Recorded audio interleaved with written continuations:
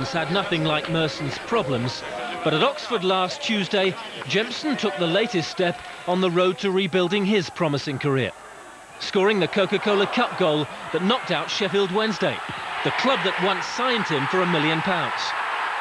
But then Jemson's always had a taste for the special occasion. Brian Clough spotted it. Jemson was just 18 when Nottingham Forest paid £250,000 for him. A year later, he was living every young striker's dream.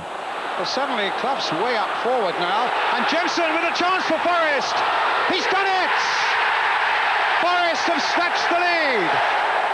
Yeah, it was obviously nice to score, but to make it extra special, it was just a 1-0 victory. So everyone will always remember that goal. It was just absolutely fantastic. At one stage, I had the world at my feet, and I thought, I was there. But the jewel in Forest's Wembley crown began to lose its sparkle. Clough had a strict code of conduct, and Jemson's precocious talent didn't always conform. The following year, he scored vital goals to help Clough to his only FA Cup final.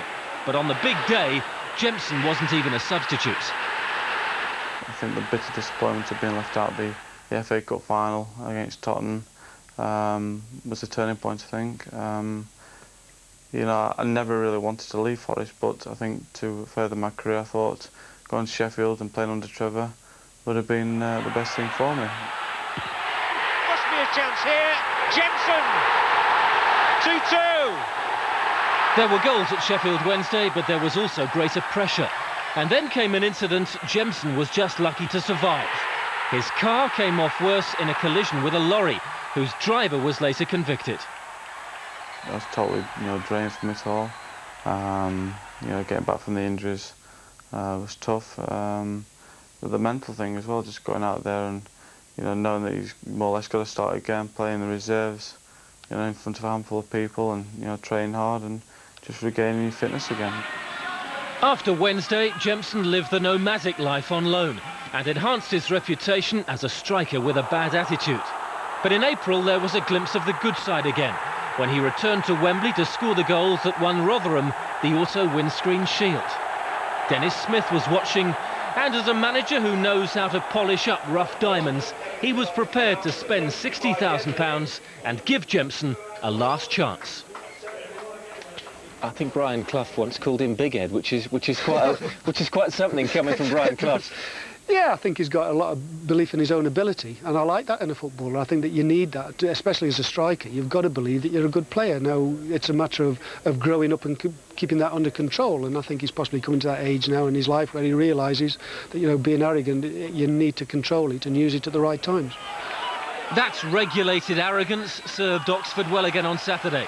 Jemson didn't score, but he helped push Portsmouth to breaking points. Smith signs him to link play together, and it was Jemson's clever cross that created the opening goal for another of Oxford's reformed characters, Joey Beauchamp.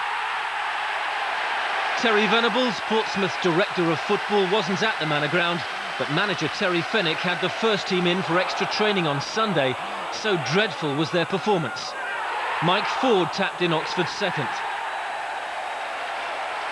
After that, Oxford spent much of their time toying with a Portsmouth side reduced to 10 men and not really in the mood to be wound up.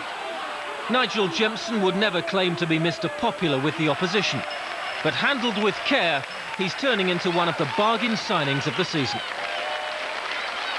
We'll make sure he doesn't believe he's made it yet. He's done well for me. He's scored 7 goals, but he's got a full season. If he's got me 30 goals at the end of the season, I'll say, yeah, the money was well spent. Can he get you 30 goals by the end of this season? If he carries on playing the way he is at the moment, yes. Well, Oxford